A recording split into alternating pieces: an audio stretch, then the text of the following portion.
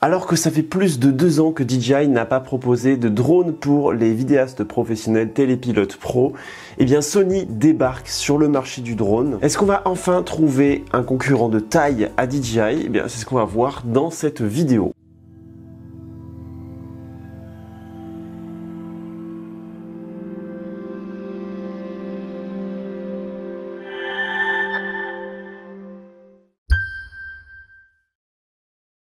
J'ai l'impression que l'information n'a pas beaucoup circulé. Sony a mis une petite vidéo en ligne sur leur YouTube pour annoncer le projet Airpeak. Une vidéo de 30 secondes qui laisse voir un bras avec un moteur et une hélice pour bien montrer qu'ils rentrent dans le game du drone. On a très peu d'informations, on sait simplement qu'ils vont arriver sur le marché du drone et qui lance, on va dire, les premières démarches. Le projet va être lancé à partir du printemps 2020. Je trouvais que c'était intéressant d'en parler avec vous parce que déjà, il n'y en a pas beaucoup qui sont au courant et je pense que c'est une très bonne chose que ça fasse un petit peu de bruit, qu'on en parle parce que pour moi, c'est pas anodin ce qu'ils viennent de nous annoncer. On va voir un petit peu ensemble aussi qu'est-ce qu'ils comptent faire, en tout cas ce qu'ils nous dévoilent pour l'instant.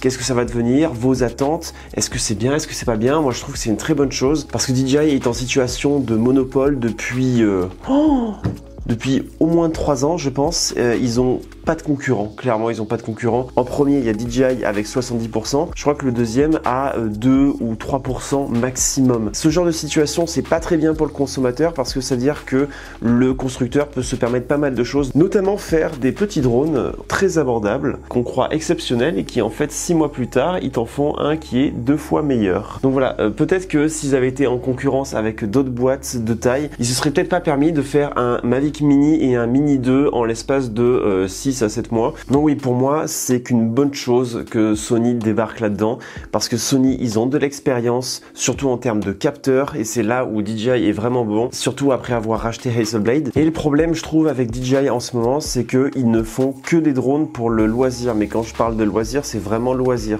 C'est-à-dire qu'un pro, je parle pas évidemment de ceux qui utilisent des matrices 200, 300, ceux qui utilisent des grosses caméras thermiques avec les grosses caméras comme des RED sur les drones et tout ça. On parle pas de ce secteur-là qui est vraiment du cinéma hollywoodien, quoi. Moi, je parle des vidéastes pros qui ont des petites boîtes de prod ou des auto-entrepreneurs comme moi. Pour nous, ça fait 2 ans qu'il n'y a pas de drone de sortie de nouveauté. Tout le monde attend un remplaçant du Mavic 2 Pro. On aimerait beaucoup avoir un Mavic 3 Pro qui puisse avoir notamment des objectifs avec nacelle interchangeable. Et puis rappelez-vous aussi qu'ils étaient censés sortir un Phantom 5 depuis 2 ans je crois, et ça on n'en entend plus parler. Pourquoi? Eh bien changement de législation, et puis ils savent qu'il va pas y avoir beaucoup de demandes, donc ils préfèrent faire des drones qui vont rapporter des sous forcément. Et ce que j'ai pu lire et voir sur ce que nous a présenté Sony, c'est qu'ils vont répondre à ce besoin qu'ont les vidéastes. Pour moi c'est une super stratégie de la part de Sony, c'est le moment idéal. Ça fait 2 ans qu'on n'a rien, qu'on attend quelque chose, que tout le monde est prêt à acheter un drone, à changer son 2 Pro. Et dans le monde de la technologie, 2 ans, c'est considérable.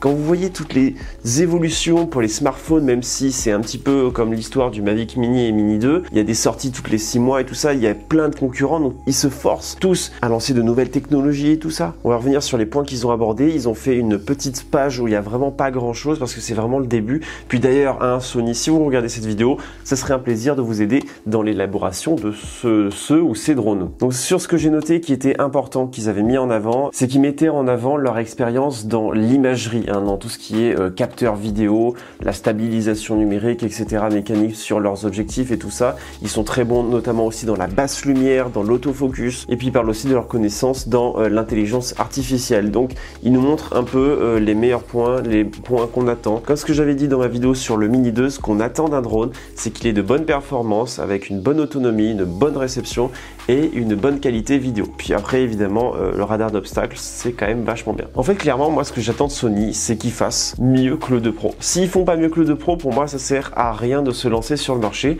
parce que DJI maîtrise totalement ce domaine. Le seul endroit où ils peuvent faire mal, c'est clairement un remplaçant du 2 Pro et de l'Inspire 2. S'ils arrivent à mettre une caméra qui filme en 6K ou en 8K sur un gabarit du 2 Pro ou 8K sur un Inspire 2, là je peux vous dire chez DJI ça va suer. Donc leur mot phare à Sony, c'est créativité. Ils veulent offrir un drone qui nous pousse à être encore plus créatifs. Bon, ça c'est très marketing, hein, ça veut pas forcément dire grand chose, mais on voit que ça va être un objet pour la création vidéo. Parce que ce qu'ils rajoutent aussi, c'est que leur drone va être surtout destiné à l'entertainment. L'entertainment, c'est quoi? C'est tout ce qui concerne le divertissement, la com, la publicité et tout. C'est toute la mise en avant de produits, les réseaux sociaux, tout ça quoi. Pareil, ils précisent bien aussi que leur drone peut être destiné à d'autres secteurs d'activité, dans les BTP, la sécurité, la livraison. Ça m'étonnerait que Sony se lance là-dedans. Mais en tout cas, ce qu'on voit aussi, c'est que Airpeak, c'est pas un drone, ça va être une branche qu'a créé Sony qui va gérer tout le drone. Comme ça, on pourra facilement distinguer les produits Sony et les produits Airpeak qui vont être uniquement des drones et faire en tout cas, je pense,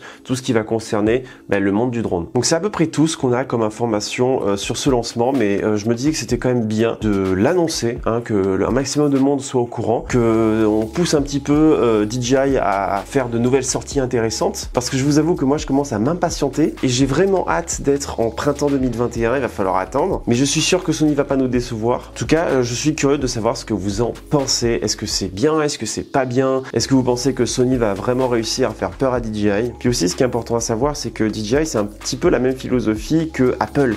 Et Apple arrive à garder ses clients. Donc est-ce que DJI va réussir à garder ses clients? Moi je suis un client DJI, hein. Clairement j'ai utilisé que des DJI. J'ai quelques drones, notamment le Spray Plus et tout ça. Bon, ça c'est assez exceptionnel. On va dire que de manière générale je suis pro DJI. Donc est-ce qu'ils réussiront à me garder ou pas? Ça clairement je suis indépendant là-dessus. Si je trouve que Sony c'est mieux, j'irai vers Sony. Mais n'empêche que je dirais pas non être un bêta-testeur de leur drone, c'est sûr. Donc bon, vidéo assez courte, informative, d'actualité. J'espère que ça vous plaît. Puis d'ailleurs dites-moi si vous voulez que je fasse d'autres vidéos réactions sur l'actualité des drones, même si bon il n'y a pas grand chose, hein, mais là c'était vraiment l'occasion de parler d'un gros truc. Donc si ça vous a plu, vous mettez un petit j'aime, comme ça je suis sûr que la prochaine fois j'en ferai ou j'en refais pas. Mais ce que j'attends évidemment c'est vos réactions dans les commentaires. Vous avez été très nombreux à commenter ma vidéo sur les drones, ont-ils encore de l'avenir, et merci à vous, je compte sur vous pour faire de même dans cette vidéo. Donc nous on va se quitter là, hein. On se retrouve pour d'autres vidéos, tests, expéditions et tout ça quoi. Donc je vous remercie, à très vite et d'ici là, portez-vous bien.